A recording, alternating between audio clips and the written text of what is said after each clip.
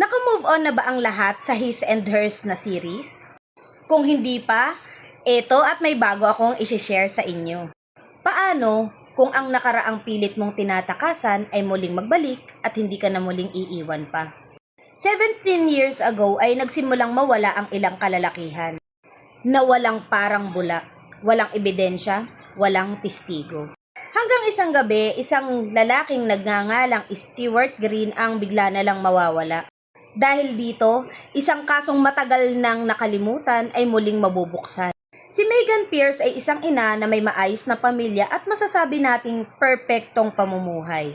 Pero itong si Megan ay merong isang lihim na pilit niyang tinatakasan. Si Megan ay dating si Cassie, isang dancer sa isang nightclub, kung saan ang ilang kalalakihang nawawala ay konektado sa kanya. Habang pilit na pinagtatakpan ni Megan ang kanyang nakaraan, ay pilit naman siyang hinahabol nito para siya ay multuhin. Sa isang banda, isang photographer, si Ray Levine. Isang photographer na walang direksyon ng buhay dahil sa isang trahedyang nangyari sa kanya na hindi niya makalimutan. Dati siyang kasintahan ni Megan or sabihin na nating ni Cassie. At si Detective Michael Broom, isang pulis na hindi tumigil na hanapin ang katotohanan. Ang kasong ito sa kanya ay hindi lamang trabaho, ito ay personal.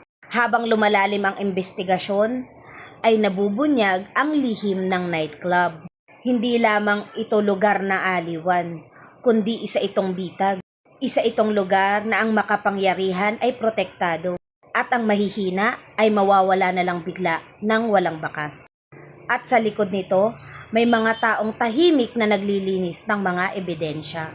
Dalawang karakter na una mong iisipin na mga ordinaryo lang, pero sila pala ang responsable sa pagkuha ng mga buhay. Tahimik, kalmado, normal, at higit sa lahat mapagmasid. Sila ang mga karakter na pagtatakpan ang katotohanan. Dalawang karakter na responsable sa pagkuha ng buhay, kung saan magiging komplikado ang lahat.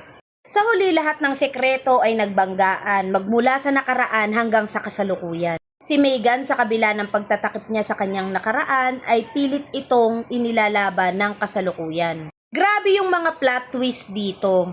Hindi mo ine-expect na, ay, sila pala yung dalawang karakter na sinasabi ko. Dahil napakalaki ng impact nila dito sa series na to. Kala mo kasi mga second lead character lang sila, pero hindi. Sila talaga yung main character and villain dito. Kung gusto mong mapanood ng buo ang series na ito, available ito sa Netflix.